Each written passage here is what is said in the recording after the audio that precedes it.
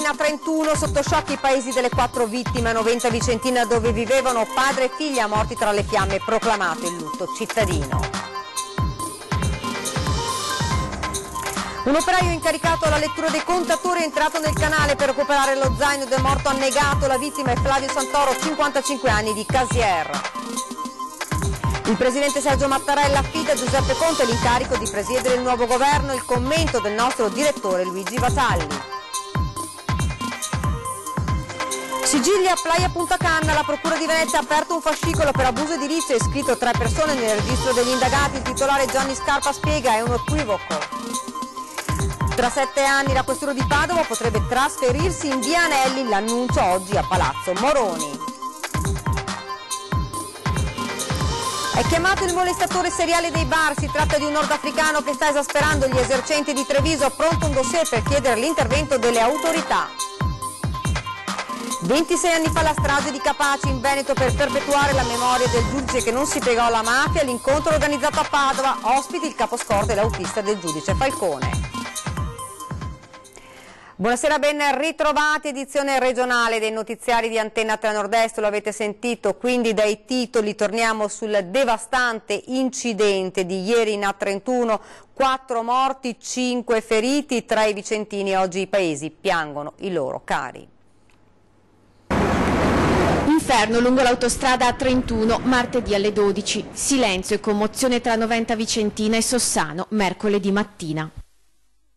I due paesi hanno saputo soltanto una manciata di ore prima, nella tarda serata, che Luciano e Arianna Rossetto, che Florio Pozzo erano tra le vittime di quell'inferno e le due comunità, a pochi chilometri l'una dall'altra, andate a letto stordite per la notizia, si sono risvegliate commosse e addolorate. È veramente stato un colpo. C'è stato molto dispiacere anche da parte della famiglia. E purtroppo sono cose che non si vorrebbero mai sentire. Una notizia così non può che lasciare un po' sconvolti, insomma. Oggi se ne parlava un po' in paese?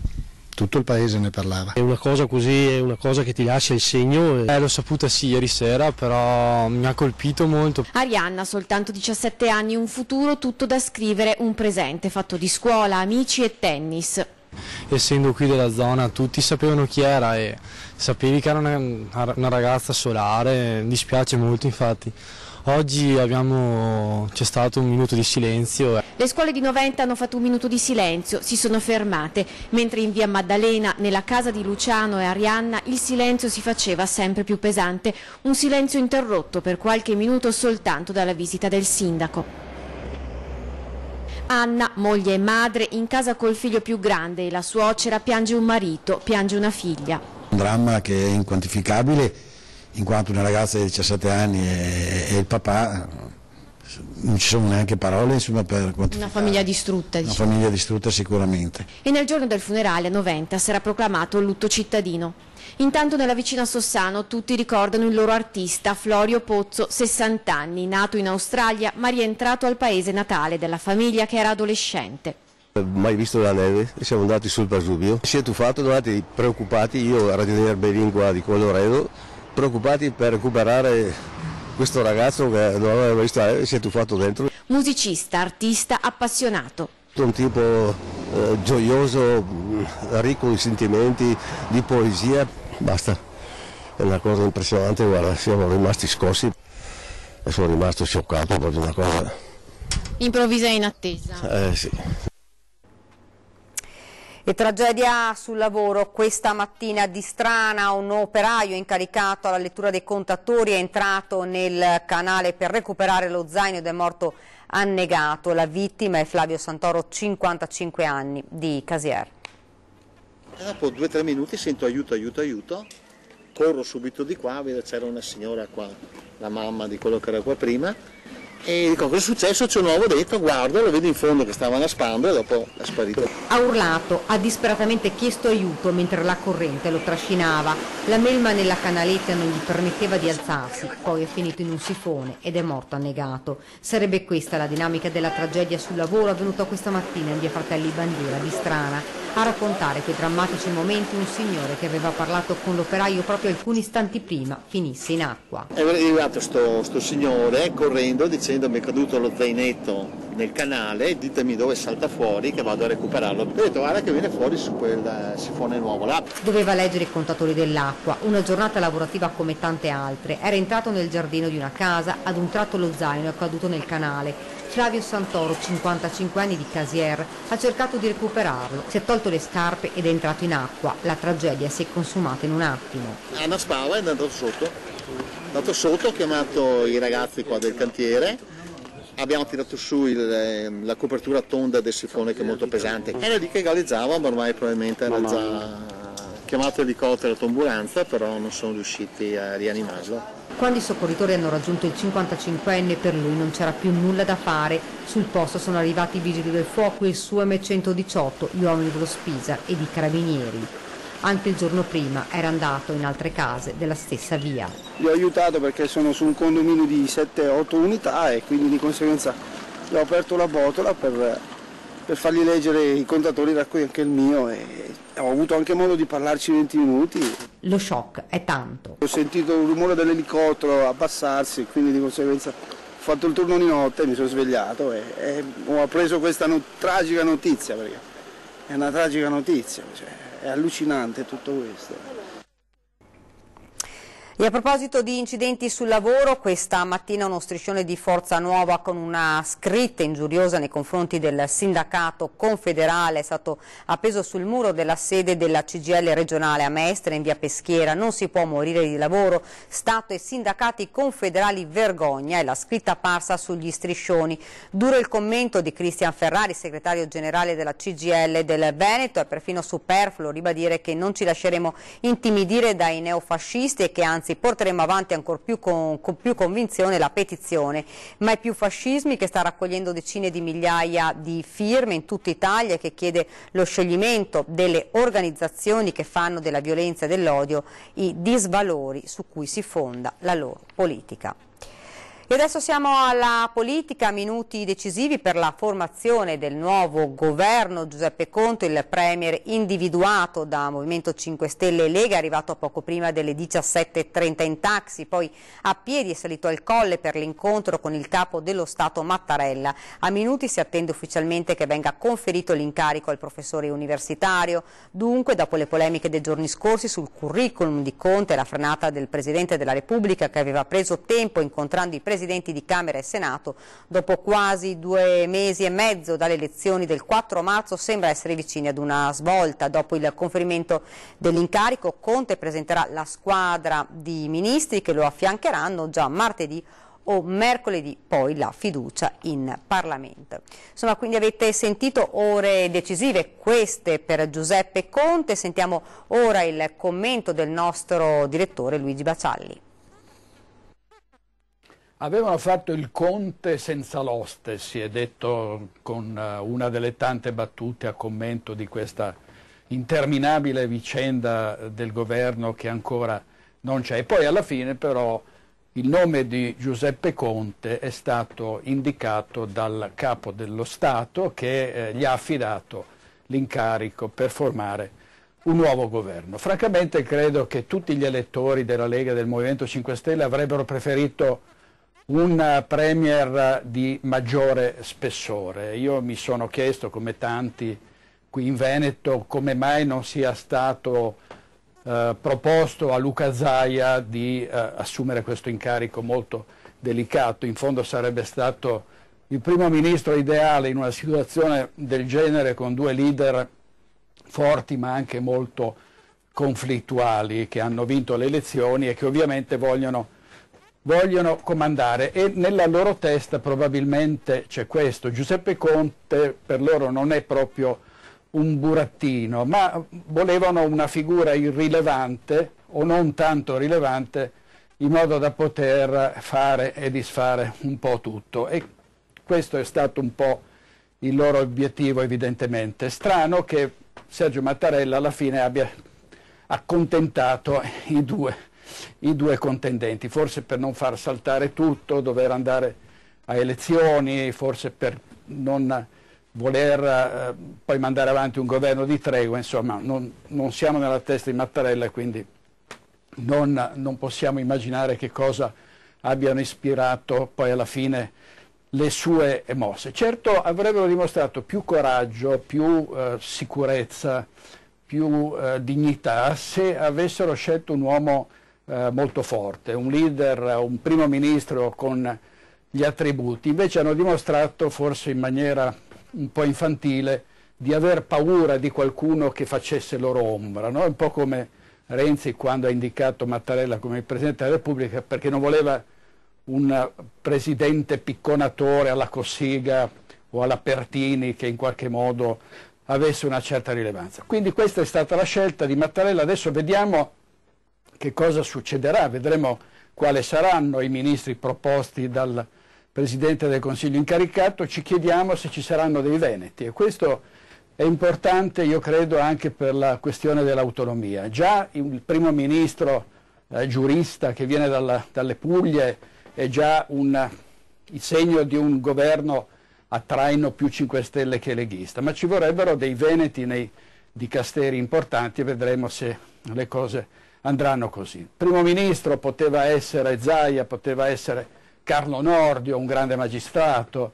poteva essere lo stesso Cacciari, per fare un nome di sinistra. Hanno scelto Conte e vedremo che cosa riuscirà a fare quest'uomo, se sarà così una marionetta oppure un primo ministro con carattere e personalità. Soprattutto vedremo se ci saranno i numeri in Parlamento e se ci saranno i numeri, se questo governo sarà in grado di realizzare tutte le fantasmagoriche promesse che ha fatto durante la campagna elettorale. Stiamo ovviamente a vedere.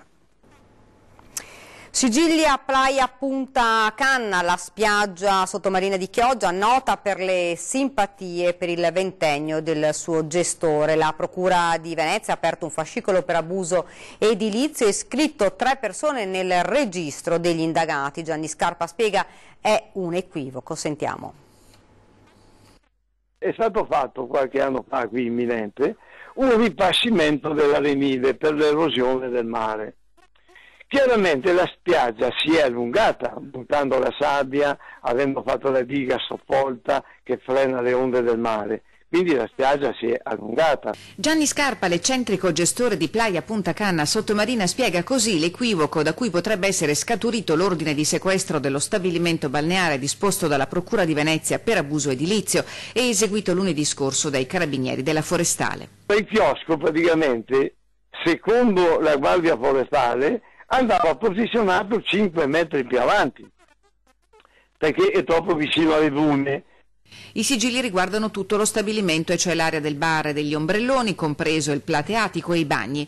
Per la Procura di Venezia, Playa Punta Canna non è in regola. Nel fascicolo sono depositate le motivazioni del sequestro dell'area, per la quale, spiega Gianni Scarpa, l'amministrazione avrebbe dovuto chiedere la revisione dei termini della concessione.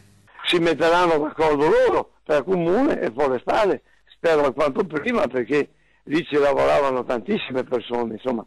Contro il provvedimento di sequestro, il legale della Summertime, titolare della concessione demaniale, ha già annunciato ricorso per chiederne la revoca, tanto più per garantire il regolare avvio della stagione balneare in quella parte del litorale veneziano balzato agli onori della cronaca per le marcette di regime, gli slogan fascisti urlati ai bagnanti dagli altoparlanti e per i cartelli d'accoglienza in spiaggia inneggianti al Duce e al Ventennio. Bastava parlare, mettersi d'accordo. Cosa è successo? Non so io.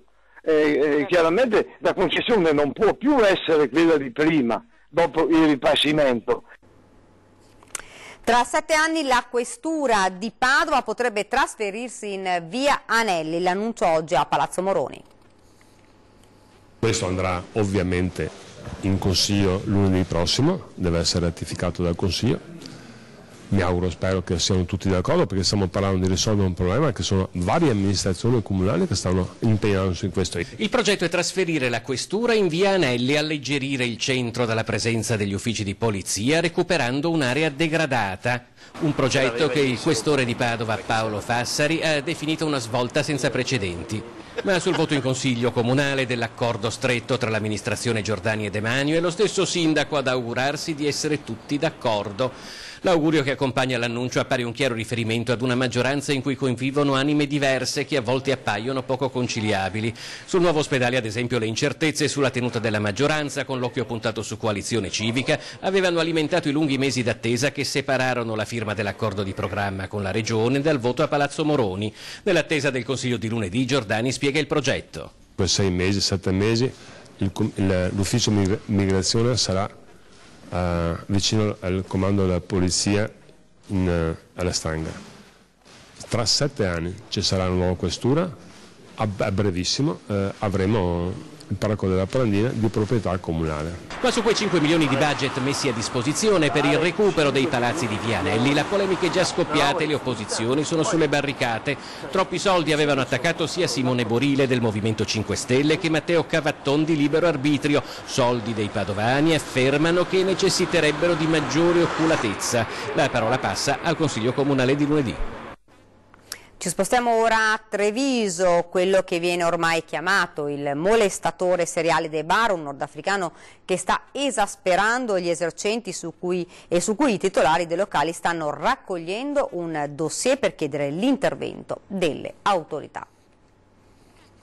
Disturba la clientela, fa piccoli furti ed è successo sabato scorso che proprio in questo locale ha aggredito una cliente dandole dei calci. Bar, osterie e negozi della città sotto scacco da un mese di un trentenne marocchino che ruba, minaccia, disturba, si cala i pantaloni, incursioni a tutte le ore, di giorno e di sera. Polizia e carabinieri lo vanno a prendere, lo portano in caserma e dopo qualche ora lo lasciano di nuovo andare. Su di lui gli esercenti esasperati stanno raccogliendo un dossier. Noi abbiamo deciso di denunciare la cosa alla questura di Treviso e questa ci ha detto che forse è il caso di raccogliere più testimonianze possibili da poi consegnare a loro sostanzialmente. Questo personaggio quando viene invitato ad andarsene come reagisce? Sputando per terra. Sabato mattina l'ho invitato ad uscire perché stava disturbando i clienti e ha imprecato nella sua lingua e anche nella nostra, dopodiché quando ho detto guardi che chiamo la polizia ha sbavato per terra e sulla vetrina dei tramezzini e quant'altro. Va nei locali e inizia a disturbare gli avventori e soprattutto le dipendenti, donne soprattutto. La prima volta abbiamo chiamato, cioè io non c'ero, però hanno chiamato i carabinieri, la polizia, l'hanno portato via e poi l'altra sera ero qui e sono dovuto correre in osteria a sistemare un attimo le cose. Ecco. Ci stiamo un attimo allarmando perché per esempio anche sabato mattina aveva in mano un asse di legno con dei chiodi, se magari gli gira di picchiare le persone. Inizialmente era circolata anche la voce che il nordafricano, in Italia con un regolare permesso, anche se a tempo, fosse affetto dalla scabbia, ma non è così. Gli esercenti si domandano tuttavia a che punto debba arrivare perché si prendano provvedimenti nei suoi confronti. Voi cosa auspicate? Quantomeno l'allontanamento dalla città di Treviso e nel momento in cui dovesse rientrare a Treviso dopo provvederanno le autorità.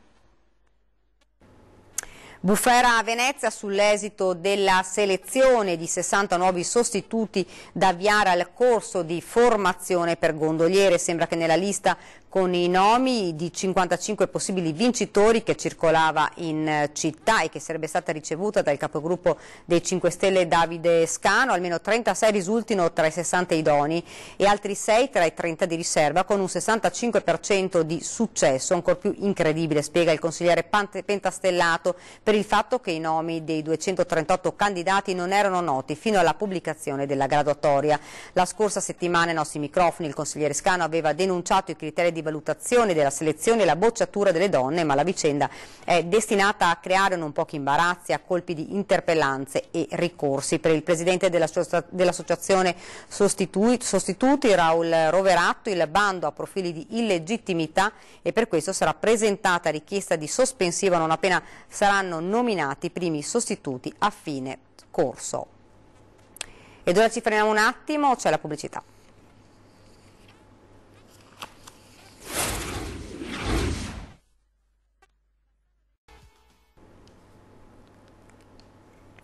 Siamo tornati nuovamente in studio con l'edizione regionale dei nostri notiziari. Siamo a Treviso e sentiamo che cosa pensa Benazzi riguardo proprio ai fischietti che sono stati dati all'ospedale di San Donà per motivi di sicurezza al personale ospedaliero. Aumentano gli episodi di violenza, sia fisica che verbale, che vedono come vittime medici o infermieri all'interno degli ospedali. Secondo un'indagine della Società Italiana di Medicina di Emergenza e Urgenza, dal 1 marzo al 30 aprile 2017 in 2 pronto soccorsi su 3 si è infatti verificata almeno un'aggressione fisica. Dati in sensibile aumento quest'anno, sempre secondo l'analisi. Episodi che sono stati registrati anche nella Marca. Un aumento c'è, in particolare nel pronto soccorso, e nella continuità assistenziale nella Guardia Medica ci sono stati episodi e chiaramente sono aumentati un po' rispetto agli anni precedenti. L'US2 ha deciso di correre ai ripari con una serie di misure. La prima è un corso di formazione che dovremmo fare i nostri operatori per come affrontare la persona che è adirata, che è agitata. Per quanto riguarda il pronto soccorso, in particolare quello di Treviso, dove ci sono state già casi di ovviamente aggressioni o simili aggressioni, potenziare la presenza delle forze dell'ordine. E poi un incremento del sistema di videosorveglianza, sempre nel pieno rispetto della privacy dei pazienti. Vengono messe nelle aree comuni, quindi nell'area del pronto soccorso dove le persone sono sedute, garantendo ovviamente che queste vengono solo valutate nel momento in cui ci sia un'aggressione. All'esterno delle sedi delle guardie mediche, quando uno suona o bussa, può essere individuato e quindi onde evitare aggressività, e invece nella psichiatria sostanzialmente garantendo la presenza sempre di 2 operatori. Intanto l'US4 Veneto Orientale ha avviato una sperimentazione di 6 mesi con la dotazione al personale ospedaliero di 200 fischietti contro le aggressioni, un'iniziativa che il direttore Benazzi dice che potrebbe essere adottata anche a Treviso. Deve essere prima portata ai tavoli sindacali sia delle organizzazioni mediche, quindi della dirigenza, sia delle organizzazioni del comparto, perché qualsiasi tipo di introduzione di metodi eccetera deve essere concertata a livello di tavoli sindacali. L'informazione autostradale corre veloce da Trieste a Brescia. Da qualche giorno infatti è entrata ufficialmente in funzione Infoviaggiando, l'app che fornisce agli utenti dell'autostrada tutte le informazioni utili su viabilità e traffico delle reti gestite dalle 3 concessionarie del nord-est: Autovie Venete, CAV Concessioni Autostradali Venete e Autostrada Brescia, Verona, Vicenza, Padova. Disponibile gratuitamente su tutti gli store e quindi per tutti i sistemi operativi, Infoviaggiando contiene tutte le informazioni sul traffico, gli incidenti, i lavori e le chiusure per quanto riguarda la viabilità dell'intera A4 da Brescia a Trieste e gli altri tratti autostradali A31 Valdastico, A57 tangenziale di Messe e Bertella dell'aeroporto Marco Polo di Tessera, A34, A23, A28 Porto Gruaro Conegliano. Oltre a ciò l'app permette di consultare la webcam, gli avvisi ai viaggiatori, le previsioni del traffico, i divieti di transito per mezzi pesanti, le tratte che sono operativi. Tutor inoltre offre la possibilità di calcolare il pedaggio e verificare l'operatività delle aree di servizio. Sul sito app è possibile anche ascoltare il notiziario aggiornato sulle condizioni di viabilità e traffico nelle tratte autostradali in gestione alle 3 concessionarie. 26 anni fa la strage di Capaci in Veneto, per perpetuare la memoria del giudice che non si piegò alla mafia, l'incontro formativo organizzato a Padova dall'Ordine degli Avvocati con la partecipazione del caposcorte e dell'autista del giudice Falcone. Eravamo un gruppo molto unito e ovviamente scortavamo il magistrato più competente, più autorevole che ci fosse in Italia, anzi io mi allargo nel mondo, per quanto riguarda la strategia contro la mafia, perché Giovanni aveva capito tante cose, forse ne aveva capite troppe.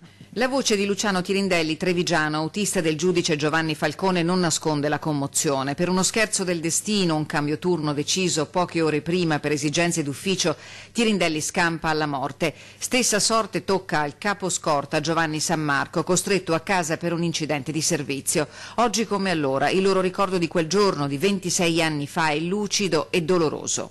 Ti ricordi tante di quelle cose e ti ritrovi mentalmente chiudendo gli occhi nuovamente in autostrada, tutto quello che è successo, quello che hai visto, e quindi è un boccone amaro da mandare giù e non ci riesci molto facilmente.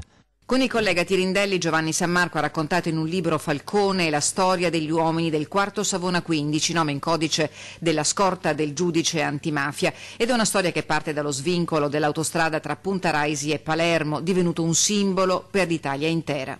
Sì, quel famoso 23 maggio purtroppo abbiamo dovuto piangere i morti per capire che la società stava cambiando e ci siamo ritrovati, non dico solo i palermitani o i siciliani, ci siamo trovati tutta l'Italia e forse anche l'Europa, per quelli che conoscevano Giovanni Falcone, che hanno avuto un altro atteggiamento nei nostri confronti. Da quando sono andato in pensione mi occupo di portare a conoscenza le persone di quello che realmente è accaduto, di come è andata questa storia. Stasera l'insegnamento di Giovanni Falcone nel racconto degli uomini della sua scorta sono al centro dell'incontro di formazione organizzato dall'Ordine degli Avvocati a Padova, al centro Altinate. Dobbiamo ricordare perché queste cose non devono più accadere e la mafia non è lo Stato siamo noi e noi ci tiriamo sulle maniche e 1 centimetro alla volta facciamo questo Stato migliore. Ed è davvero tutto per questa edizione del nostro telegiornale, vi lascio alle previsioni del tempo. Grazie davvero per averci seguito, buona serata.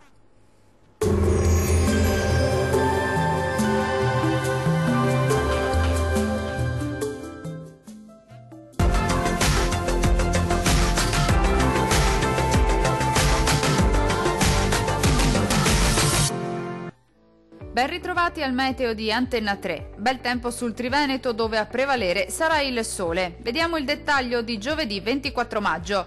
Sul Veneto bella giornata, sarà bel tempo ovunque con ampio soleggiamento un po' su tutti i settori della nostra regione. Il cielo infatti si presenterà sereno o al massimo poco nuvoloso ovunque. Occasionali acquazzoni possibili sul Bellunese e sui rilievi del Vicentino.